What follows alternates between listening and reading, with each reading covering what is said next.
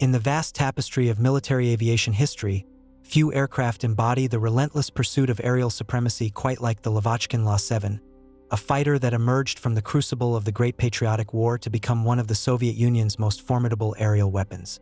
This remarkable machine represented not merely an evolution in aircraft design, but a culmination of years of combat experience, industrial innovation, and the desperate necessity born from the most devastating conflict in human history.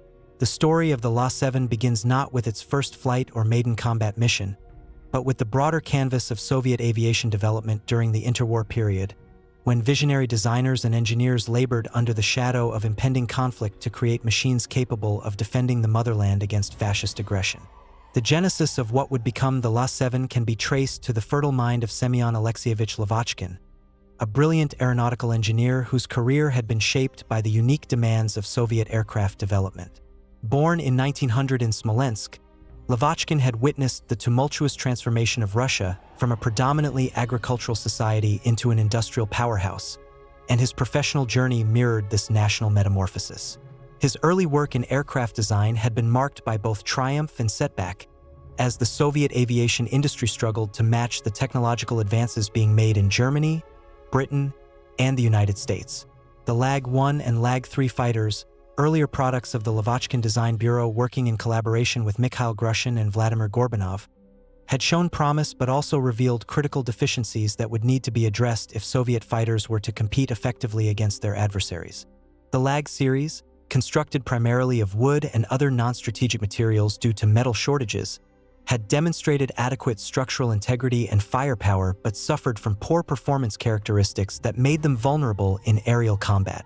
Pilots complained of sluggish handling, inadequate speed, and poor climb rates that put them at a disadvantage against German Messerschmitt Bf 109s and Focke-Wulf FW 190s. These shortcomings became painfully apparent during the early months of Operation Barbarossa, when Luftwaffe pilots achieved devastating kill ratios against Soviet forces. The urgent need for improved fighter aircraft became a matter of national survival, spurring designers like Lavochkin to push the boundaries of existing technology while working within the constraints imposed by wartime production demands and material shortages. The political and economic environment surrounding Soviet aircraft development during this period cannot be understated in its influence on the eventual La-7 design. Stalin's purges of the 1930s had eliminated many experienced aviation engineers and administrators, creating knowledge gaps that had to be filled by younger, less experienced personnel working under enormous pressure to deliver results. The 5-year plans had prioritized heavy industry and military production, but the aviation sector had struggled to achieve the same rapid advancement seen in other areas of Soviet manufacturing.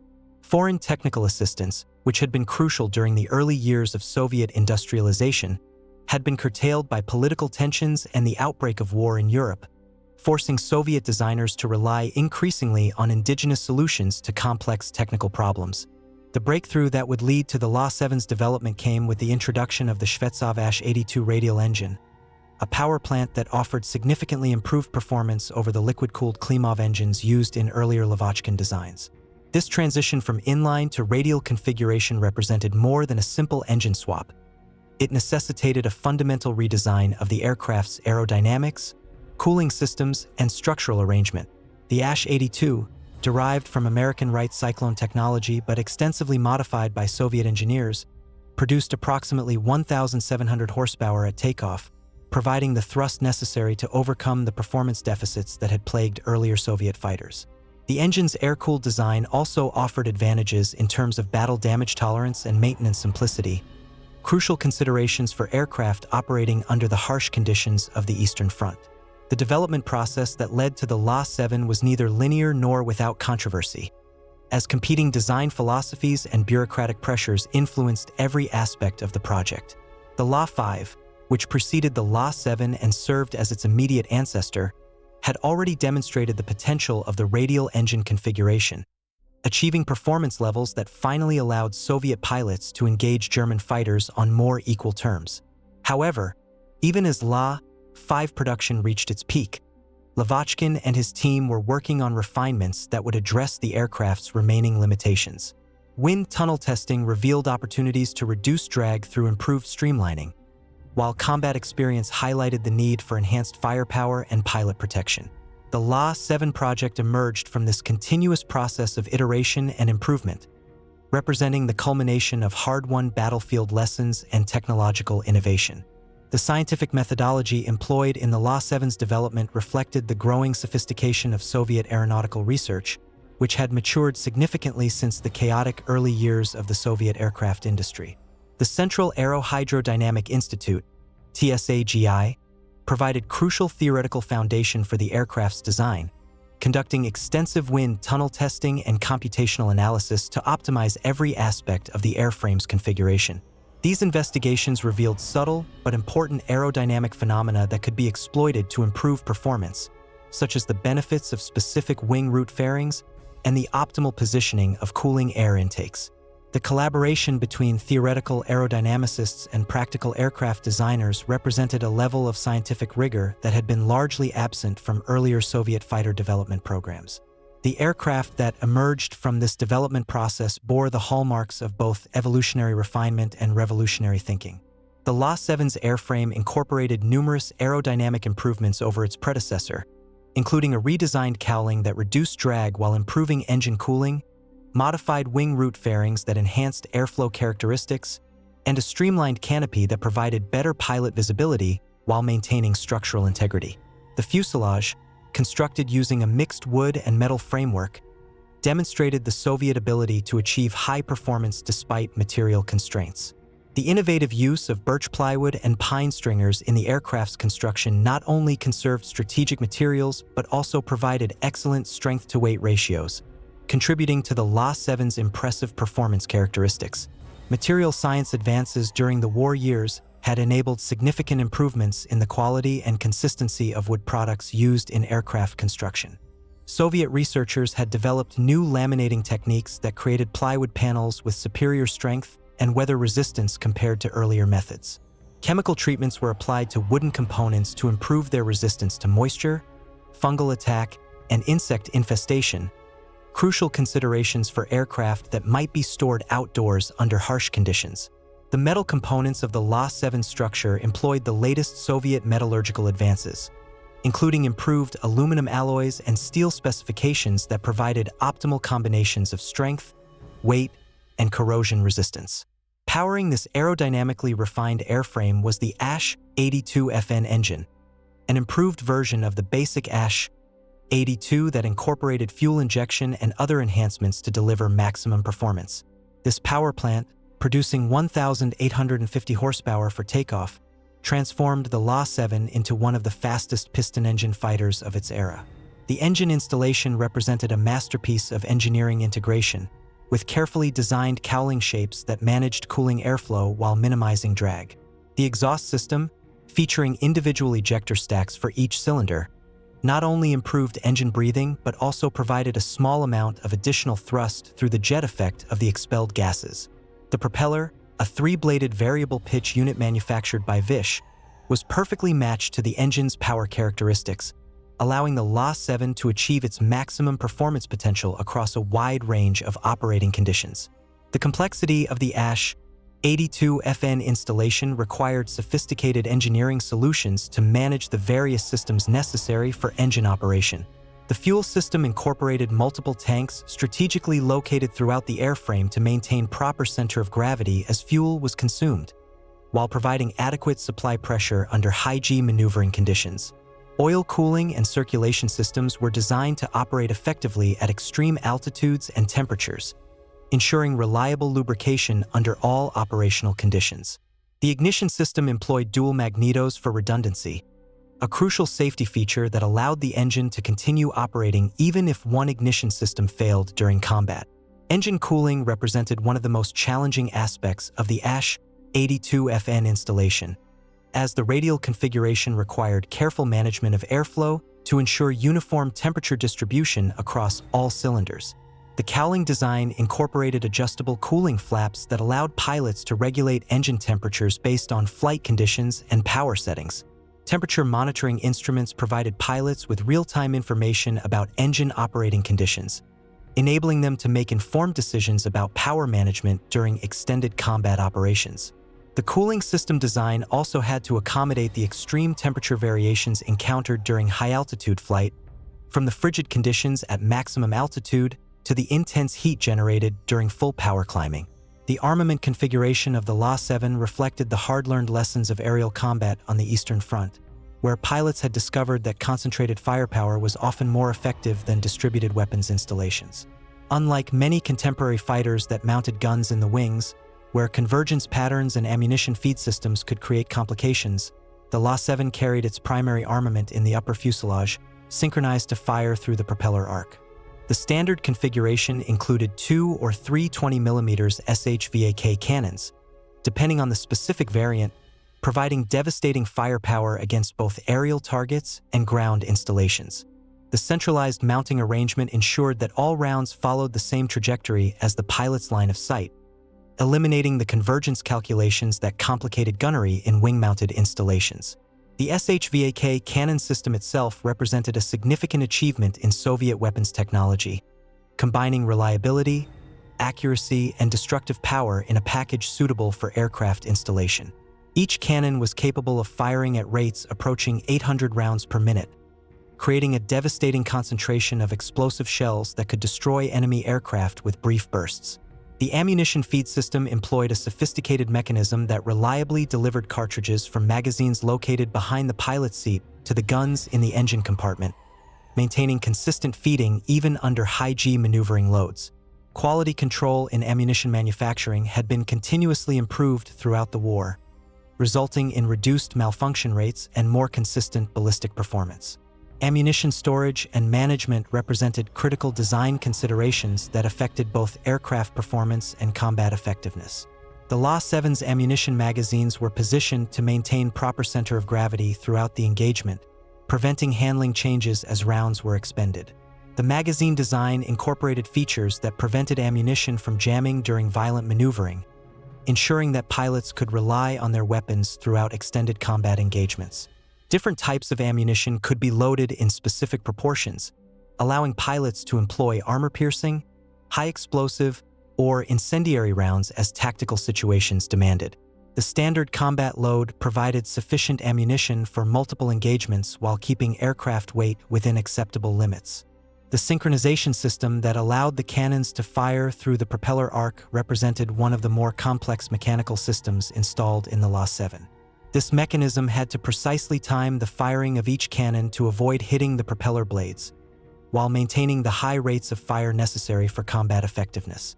The synchronization gears were manufactured to extremely tight tolerances and required careful adjustment during aircraft assembly to ensure proper timing. Regular maintenance and calibration of the synchronization system was crucial for both safety and effectiveness, as any deviation from proper timing could result in propeller damage or reduced firepower. The cockpit environment of the La-7 represented a significant advancement in pilot ergonomics and situational awareness compared to earlier Soviet fighters. The bubble canopy provided excellent visibility in all directions, a crucial advantage in the fluid combat environment of the Eastern Front, where threats could materialize from any quarter. The instrument panel, while not as sophisticated as those found in contemporary American or British aircraft, provided all necessary flight and engine parameters in a logical arrangement that allowed pilots to monitor critical systems without excessive head movement. The control surfaces responded crisply to pilot inputs, giving experienced aviators the precision necessary to exploit the aircraft's performance advantages in combat situations. Pilot protection systems in the La-7 reflected the growing understanding of vulnerability factors that had been learned through bitter combat experience. Armor plating protected the pilot's back and head from rear-quarter attacks, the most common source of fatal hits in air combat. The fuel tanks were equipped with self-sealing liners that could close small holes caused by enemy fire, reducing the risk of catastrophic fires that had claimed so many earlier Soviet aircraft. The cockpit layout positioned critical controls within easy reach of the pilot's hands, reducing the time required to respond to emergency situations or tactical developments. Environmental control systems in the La-7 cockpit, while basic by modern standards, represented significant improvements over earlier Soviet fighters. Heating systems provided adequate warmth during high-altitude flight, where outside temperatures could drop to dangerous levels. Ventilation arrangements prevented the cockpit from becoming unbearably hot during ground operations or low-altitude flight in summer conditions. The oxygen system, essential for high-altitude operations, was designed for simplicity and reliability, providing pilots with the life support necessary for extended operations at maximum service ceiling. Flight testing of the La-7 prototype revealed performance characteristics that exceeded the expectations of both designers and military officials. Maximum speed at optimal altitude approached 680 kilometers per hour, making the La-7 one of the fastest production fighters in the world at the time of its introduction. Rate of climb, a critical parameter in aerial combat, was exceptional, allowing pilots to reach combat altitude quickly or to escape unfavorable tactical situations through vertical maneuvers. The aircraft's service ceiling exceeded 10,500 meters, providing access to the high-altitude realm where much of the air combat over Eastern Europe took place. Perhaps most importantly, the La-7 demonstrated excellent handling characteristics at both high and low speeds, giving pilots the confidence to exploit the aircraft's performance envelope fully during combat operations. The flight test program that validated the La-7's performance characteristics was conducted under conditions that closely approximated combat operations, ensuring that the aircraft would perform as expected under battlefield conditions. Test pilots subjected the aircraft to extreme maneuvers and operating conditions, evaluating its behavior at maximum speed, during high G turns, and in simulated combat scenarios. Structural testing verified that the airframe could withstand the stresses imposed by violent maneuvering without failure or permanent deformation. Engine testing confirmed that the AS-82FN could deliver rated power consistently under various atmospheric conditions and operational profiles. Performance testing revealed specific operational characteristics that would prove crucial in combat employment. The La-7's acceleration characteristics were outstanding, allowing pilots to quickly build speed when transitioning from defensive to offensive postures. Deceleration performance was equally impressive, with effective dive brakes and robust structure that allowed rapid deceleration without risk of structural failure. Turning performance varied with altitude and airspeed, but was generally excellent throughout the operational envelope, providing pilots with multiple tactical options during engagements. The transition from prototype to production aircraft presented challenges that were characteristic of wartime manufacturing under the Soviet system. Factory workers, many of whom were women and teenagers pressed into service as experienced craftsmen departed for military duty, had to master complex assembly processes while maintaining quality standards under intense production pressure. The mixed construction techniques employed in the La-7, combining traditional woodworking skills with modern metalworking precision, required a workforce capable of executing both crafts to exacting tolerances. Quality control inspectors worked around the clock to ensure that each aircraft met performance specifications, knowing that any deficiency could cost the life of a pilot and potentially affect the outcome of crucial battles. Workforce training programs developed specifically for La-7 production represented sophisticated approaches to industrial education that maximized learning efficiency while maintaining production schedules. Experienced craftsmen who remained in the factories served as instructors for new workers, passing on specialized techniques that could not be learned from textbooks or formal training programs. Practical training workshops allowed new employees to practice critical assembly procedures on non-critical components before working on actual aircraft. Quality standards were maintained through intensive inspection procedures that caught errors before they could affect aircraft performance or safety.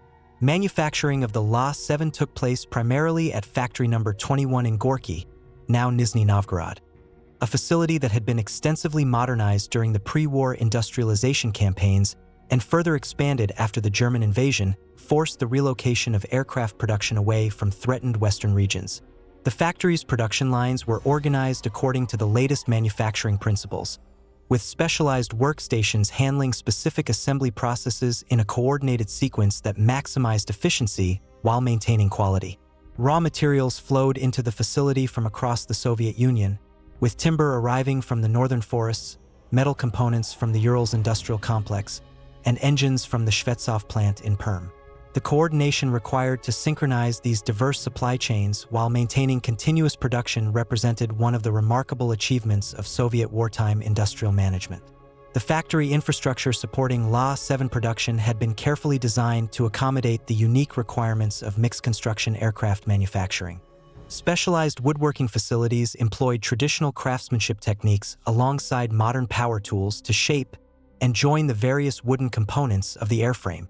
Climate-controlled storage areas maintained optimal moisture content in timber components, preventing warping or dimensional changes that could affect aircraft performance. Metal fabrication shops employed the latest machine tools to produce precision components that met exacting tolerances despite the pressures of high-volume production. Supply chain management for La-7 production required coordination between hundreds of suppliers scattered across the Soviet Union, many of whom were simultaneously supporting other critical war production programs. Raw materials allocation committees prioritized La-7 requirements based on strategic importance and production schedules, ensuring that critical materials were available when needed. Transportation networks, severely strained by military requirements and enemy action, were carefully managed to maintain steady flows of materials to production facilities. Alternative suppliers were identified and qualified for all critical components, providing redundancy that prevented production interruptions due to supply chain disruptions. The first production La-7 aircraft began rolling off assembly lines in early 1944, at a time when the strategic initiative on the Eastern Front was shifting decisively in favor of the Red Army. These initial examples were delivered to elite fighter regiments whose experienced pilots could best exploit the new aircraft's capabilities while providing feedback for further refinements. The 9th Guards Fighter Aviation Regiment was among the first units to receive the La-7, and their combat reports provided valuable insights into the aircraft's performance under actual battle conditions. Pilots praised the aircraft's speed and firepower while noting minor issues with cockpit heating and control surface response at extreme altitudes, feedback that was incorporated into subsequent production batches. The selection process for units to receive the first production La-7 aircraft reflected careful consideration of both tactical requirements and pilot qualifications. Elite Guards regiments were prioritized not only because of their combat experience but also because of their ability to provide detailed feedback about aircraft performance and reliability. These units were expected to serve as developmental testbeds for tactical employment procedures while simultaneously contributing to combat operations. The pilots selected for initial La-7 operations were among the most experienced aviators in the Soviet Air Forces, capable of exploiting the aircraft's capabilities while identifying areas for improvement. Initial operational evaluation revealed both the strengths and limitations of the La-7 under combat conditions. The aircraft's performance advantages were immediately apparent, with pilots reporting successful engagements against previously superior German fighters. However, early operations also identified areas where further development was needed, including improvements to cockpit heating systems and refinements to control surface response at high altitudes. These findings were rapidly communicated to the design team and incorporated into ongoing production, demonstrating the effectiveness of the feedback loop between operational units and manufacturing facilities. Training programs for La-7 pilots reflected the sophisticated nature of the aircraft and the high level of skill required to operate it effectively in combat. Unlike earlier Soviet fighters that could be mastered relatively quickly by pilots with basic training, the La-7 demanded comprehensive understanding of engine management, aerodynamic principles, and advanced gunnery techniques. Flight schools developed specialized curricula that emphasized not only basic aircraft handling but also the tactical employment methods that would maximize the La-7's combat effectiveness. Instructors, many of whom were combat veterans returning from frontline service, provided students with realistic scenarios based on actual battle experiences, preparing them for the challenges they would face against seasoned Luftwaffe opponents. The training curriculum developed for La-7 pilots incorporated lessons learned from extensive combat experience, providing students with practical knowledge that could mean the difference between survival and death in aerial combat. Ground school instruction covered aircraft systems in detail, ensuring that pilots understood the capabilities and limitations of every component. Flight training progressed from basic aircraft handling through advanced tactical maneuvers, with particular emphasis on the high-speed, high-altitude combat that was becoming increasingly common over Europe. Gunnery training employed both ground-based simulators and live-fire exercises to develop the marksmanship skills necessary to exploit the La-7's concentrated firepower. Simulator technology, while primitive by modern standards, played an important role in La-7 pilot training by allowing students to experience various emergency scenarios without the risks associated with actual flight. These devices, constructed using actual aircraft components and controls, provided realistic training environments where pilots could practice procedures for engine failures, battle damage, and other emergency situations. The use of simulators allowed training programs to maximize the utilization of actual aircraft for advanced flight training while ensuring that pilots were thoroughly familiar with aircraft systems and procedures before attempting solo flight. The combat debut of the La-7 came during the massive air battles associated with Operation Bagration, the Soviet offensive that shattered German Army Group Center during the summer of 1944. In these engagements, La-7 pilots found themselves facing some of the Luftwaffe's most experienced aviators flying the latest variants of the Messerschmitt Bf 109 and Focke-Wulf FW 190. The performance advantages of the new Soviet fighter became immediately apparent as pilots reported successful engagements against previously dominant German aircraft types. The La-7's superior speed and climb rate allowed Soviet pilots to dictate the terms of engagement, choosing when to fight and when to disengage based on tactical considerations rather than aircraft limitations. The tactical environment during Operation Bagration provided an ideal testing ground for the La-7's capabilities, as the massive ground offensive generated intense air combat over a wide geographic area. German forces, attempting to provide air support for their retreating ground forces, committed significant numbers of fighters to contest Soviet air superiority. This concentration of enemy aircraft provided La-7 pilots with numerous opportunities to engage targets while testing their aircraft's performance against the full spectrum of German fighter opposition. Combat reports from this period provided crucial data about the La-7's effectiveness and reliability under sustained combat conditions. Intelligence analysis of German combat reports captured during Operation Bagration revealed the impact that the La-7 was having on enemy morale and tactics. German pilots reported encountering a new Soviet fighter type that could outperform their existing aircraft in most flight regimes, forcing them to adopt defensive tactics that reduced their effectiveness. Luftwaffe tactical manuals were hastily revised to address the threat posed by the La-7, but these efforts were hampered by limited intelligence about the aircraft's specific capabilities and performance characteristics. The psychological impact of facing a superior enemy fighter was evident in German pilot accounts, which described increasing reluctance to engage Soviet forces on equal terms. One of the most significant early combat successes involving the La-7 occurred during the battles for air superiority over the Baltic approaches, where Soviet forces were advancing toward the borders of the Reich itself. In these operations, La-7 pilots demonstrated the aircraft's capabilities against the full spectrum of Luftwaffe opposition, from single-engine fighters to twin-engine destroyers and even four-engine bombers. The concentrated firepower of the 20mm cannons proved devastatingly effective against German aircraft, which had been designed primarily to withstand rifle-caliber machine gun fire. Combat reports from this period describe German aircraft literally disintegrating under the impact of SHVAK shells, validating the decision to prioritize cannon armament over the mixed gun and cannon installations favored by other air forces. The effectiveness of the La-7's armament was demonstrated most dramatically during encounters with German twin-engine aircraft, which had previously been difficult targets for Soviet fighters armed with rifle-caliber weapons. The 20mm shells fired by the La-7's cannons possessed sufficient energy to penetrate the structural members of these larger aircraft, causing catastrophic damage that often resulted in immediate destruction. Pilots reported that even brief firing bursts were sufficient to destroy enemy aircraft, a significant improvement over the extended firing passes required by earlier Soviet fighters. This enhanced lethality allowed La-7 pilots to engage multiple targets during single combat missions, multiplying their effectiveness against enemy formations. The psychological impact of the La-7's introduction extended beyond its immediate tactical effects, influencing the morale and confidence of both Soviet and German aviators. For Soviet pilots, many of whom had endured years of flying inferior aircraft against technologically superior opponents, the La-7 represented vindication of their sacrifice and proof that Soviet industry could produce world-class military equipment. The aircraft's performance characteristics allowed these pilots to engage enemy fighters with confidence, knowing that success would depend on skill and tactics rather than equipment deficiencies. Conversely, German pilots found themselves confronting a Soviet fighter that could not only match but often exceed the performance of their own aircraft, forcing them to adopt defensive tactics that reduce their effectiveness as offensive weapons. The transformation in pilot confidence that accompanied the introduction of the La-7 had measurable effects on combat effectiveness that extended beyond the aircraft's technical capabilities.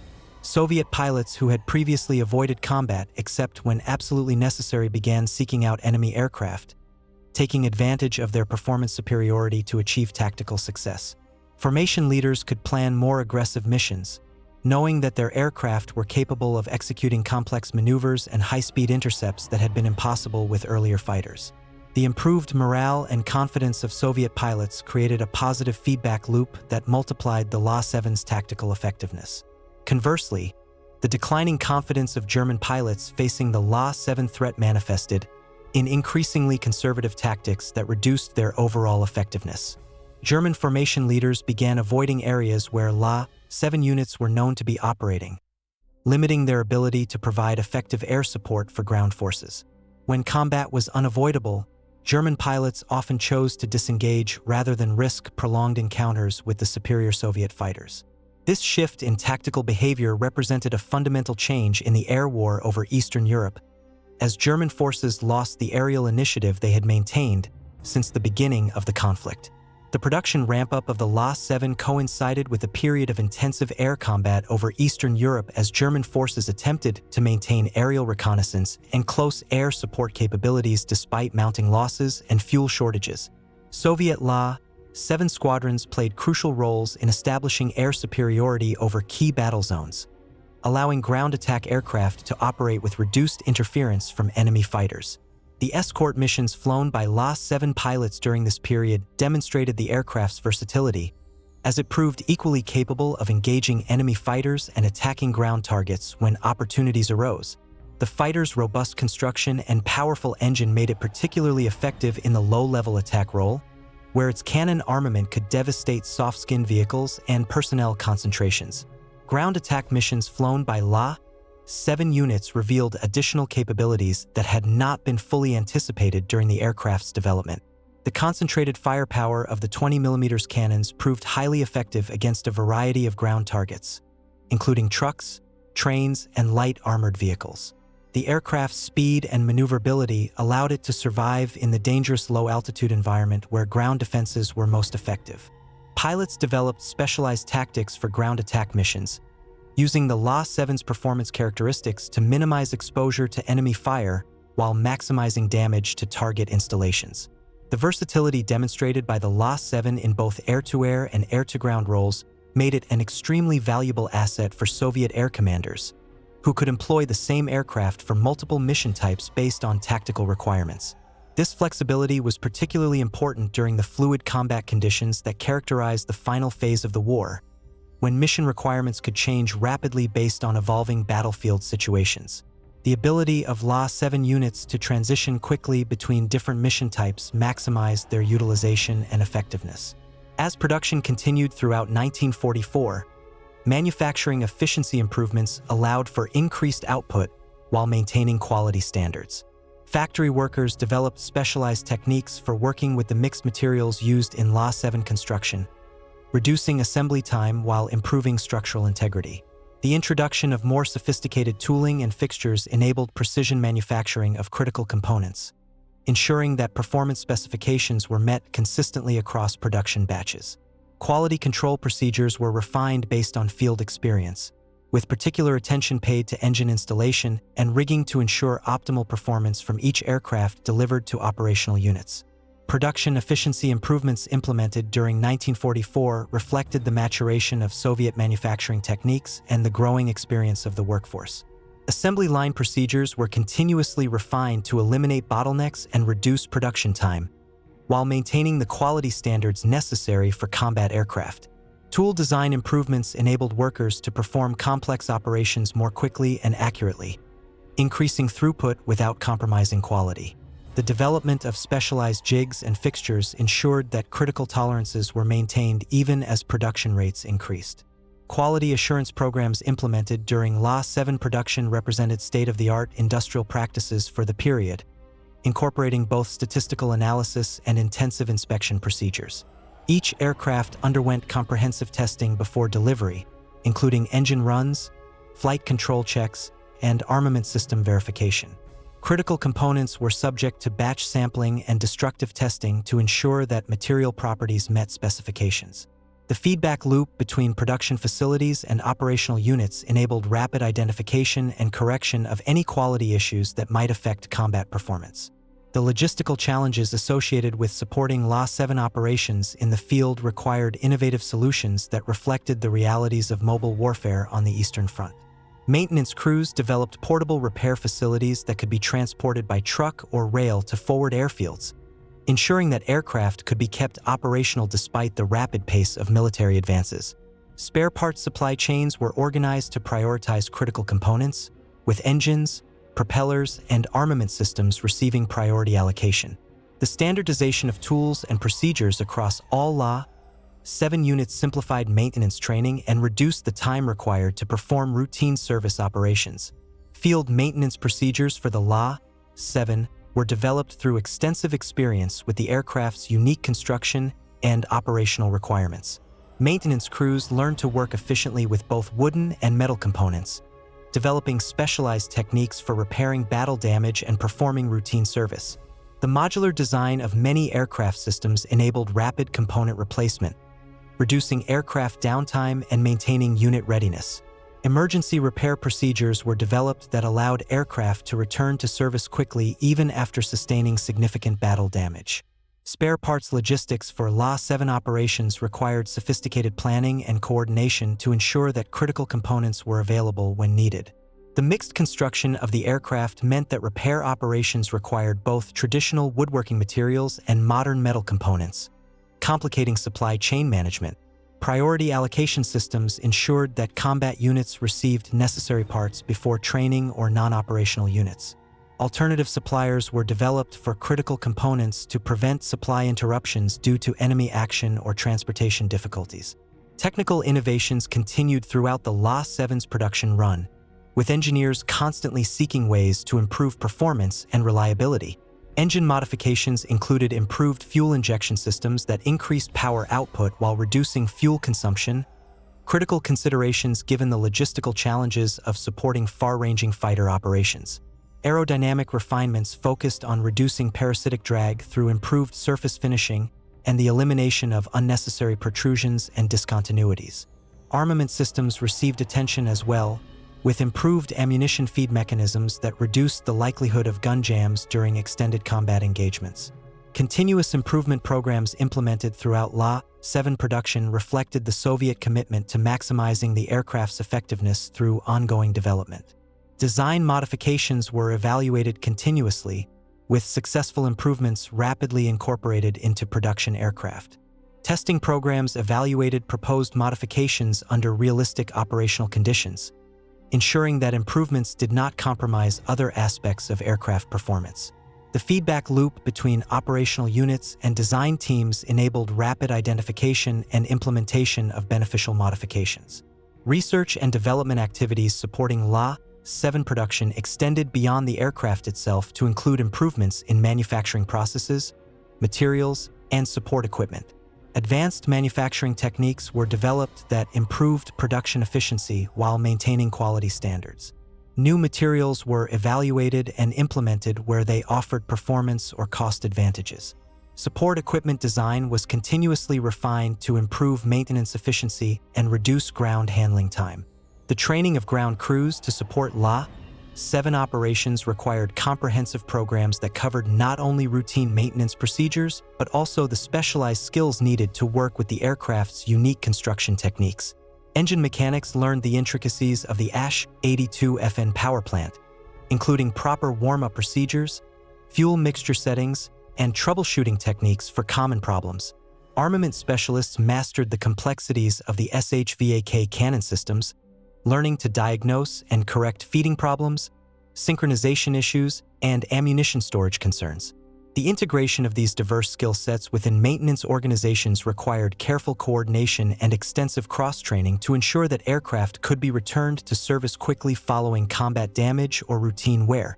Maintenance training programs for La-7 ground crews incorporated both theoretical instruction and hands-on practical experience, ensuring that personnel understood not only how to perform procedures but also why specific techniques were necessary. Experienced maintenance personnel served as instructors, passing on practical knowledge that could only be gained through extensive experience with the aircraft. Training programs were continuously updated based on field experience and technical modifications, ensuring that ground crews remained current with the latest procedures and techniques. Specialization within maintenance organizations allowed personnel to develop expertise in specific aircraft systems while maintaining overall familiarity with the complete aircraft. Engine specialists became expert in the complex systems associated with the ASH-82FN power plant, while airframe technicians mastered the unique requirements of mixed wood and metal construction. Armament specialists developed detailed knowledge of cannon systems and ammunition handling procedures. This specialization improved maintenance efficiency while ensuring that complex systems received appropriate attention from qualified personnel. Intelligence reports from captured German documents revealed the respect that Luftwaffe pilots developed for the La-7 as they encountered it in increasing numbers during the final year of the war. German tactical manuals were revised to address the threat posed by the new Soviet fighter, with specific recommendations for engagement techniques that might exploit any perceived weaknesses in the aircraft's performance envelope. However, these efforts were largely unsuccessful, as the La-7's combination of speed, firepower, and maneuverability left few tactical vulnerabilities for opponents to exploit. The aircraft's excellent high-altitude performance was particularly troubling for German pilots, who had previously relied on altitude advantages to offset numerical inferiority. German intelligence efforts to understand the La-7's capabilities were hampered by limited opportunities to examine captured examples, as the aircraft's excellent performance characteristics made it difficult for German forces to force down intact examples. Technical intelligence reports based on combat observations provided incomplete information about the aircraft's specifications and limitations. The rapid pace of Soviet advances during 1944 to 1945 limited opportunities for detailed examination of crashed aircraft, preventing German engineers from developing effective countermeasures to the La-7's capabilities. The impact of the La-7 on German tactical doctrine extended beyond immediate combat considerations to influence broader strategic planning for air operations over the Eastern Front. German air commanders were forced to acknowledge that their forces no longer possessed the technical superiority that had characterized the early years of the conflict. Resource allocation decisions were influenced by the need to counter the La-7 threat, diverting development effort from other projects to focus on defensive measures. The psychological impact of facing a superior enemy fighter affected German pilot training and tactics throughout the final phase of the war. The role of the La-7 in the final Soviet offensives of 1945 demonstrated the aircraft's capabilities under the most demanding operational conditions. As Red Army forces advanced into Germany itself, La-7 squadrons provided air cover for ground formations while simultaneously engaging increasingly desperate Luftwaffe resistance. The aircraft's reliability proved crucial during this period, as maintenance facilities were often improvised and spare parts availability was limited by extended supply lines. Pilots reported exceptional serviceability rates, with aircraft remaining operational despite minimal maintenance and harsh operating conditions that would have grounded less robust designs.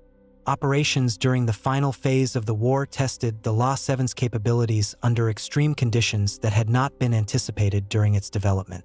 Extended supply lines and rapidly changing operating bases challenged maintenance organizations to keep aircraft operational with minimal resources. The aircraft's robust design and reliable power plant proved crucial during this period, as they enabled continued operations despite reduced maintenance support. Combat intensity during the final offensives was often extreme, with multiple missions flown daily under demanding conditions. The performance of La-7 units during the Battle of Berlin and other final operations demonstrated the aircraft's maturity as a weapon system and the effectiveness of Soviet pilot training programs. Pilots consistently achieved favorable exchange ratios against German opposition, despite facing experienced Luftwaffe veterans flying modern aircraft types. The reliability of the La-7 enabled Soviet air units to maintain high sortie rates throughout extended operations. The aircraft's versatility allowed it to perform effectively in the changing tactical environment that characterized urban combat operations. Combat tactics employed by La-7 pilots evolved throughout the aircraft's service life, reflecting both the changing nature of the air war